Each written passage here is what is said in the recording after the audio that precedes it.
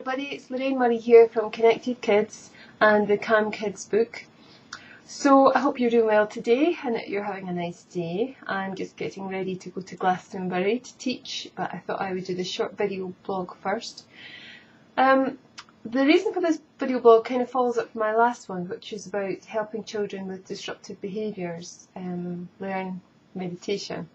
And somebody wrote me an email afterwards because she was quite concerned that I hadn't mentioned nutrition and the impact of nutrition on our bodies and our children's bodies too.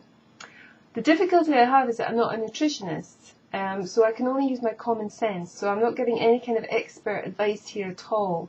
But I do realise what the point she was making is that what we put into our bodies have to metabolise, and there has been some evidence to show that for children who are autistic or ADHD, that some of the food types that they have an intolerance to can actually bring on some disruptive behaviours because of their guts trying to cope with the whole process of taking in food and releasing waste, which is really quite extraordinary.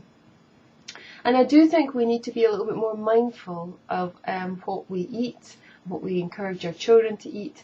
And I'm not trying to add any pressure to parents, because I know getting children to eat can be really challenging. And for my nephew, for example, it can be really challenging. But I thought I would do a little session, a very short session on mindful eating. And even you could incorporate mindful drinking. But for now, we'll just think about mindful eating and how you can maybe introduce that for children, particularly if they have any kind of dislikes of certain types of food, and certainly to encourage your whole family to be more mindful about how much they eat and what type of things they eat as well. So mindful eating is a great way to practice meditation as part of a normal day-to-day activity.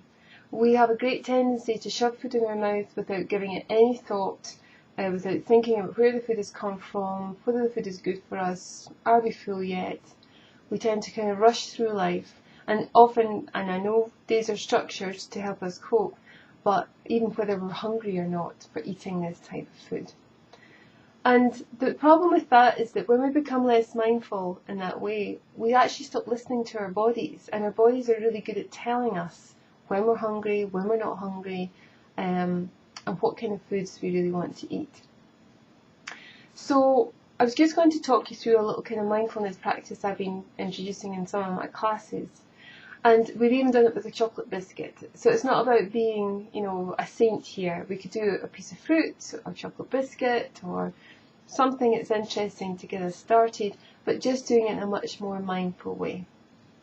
So when you're going to introduce kind of mindful eating, it's a good idea to realise that you need a bit of time to do this. So don't think you're going to cram the whole meal into the same space of time, because it may take longer. And there may be some waste as well, because often we put too much food on our plate. So it's a good idea if you're maybe the type of family that can actually take some food onto your plate, or just practice this first of all with an apple or a biscuit, as I said. And the idea is to hold the piece of food and talk to your children about, the type of food that it is and the different ingredients that are in it. So if it was a chocolate biscuit, you would have obviously the sugar, and quite a large amount of sugar. And you'd also have the cocoa beans from the chocolate, and you would have the flour, and maybe there's water and butter, and so there would be cows involved. There might be some milk going into the biscuits too, so more cows involved.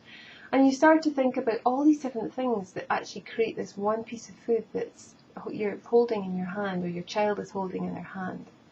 And then, it's a case of just holding it and not, maybe the mouth starts to salivate, they start to think about how much they want to eat it, but getting them to stroke it. And if it was a chocolate biscuit, your fingers might get a little bit sticky to start with, and noticing it.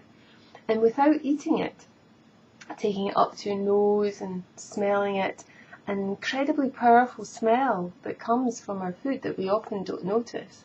Just paying attention to that, inhaling the smell, and noticing how our body reacts to that, and putting the biscuit back down, and then just taking a moment with all these different ingredients to think that a lot of these ingredients were growing in the ground, or perhaps if it was ingredients from a cow, the cow is eating the grass, and they were then making the milk or the butter, and all the energy of the animal, and also the ground, of the rain and the sunshine and any other elements, the wind, the sound of the wind, everything went into creating this one biscuit.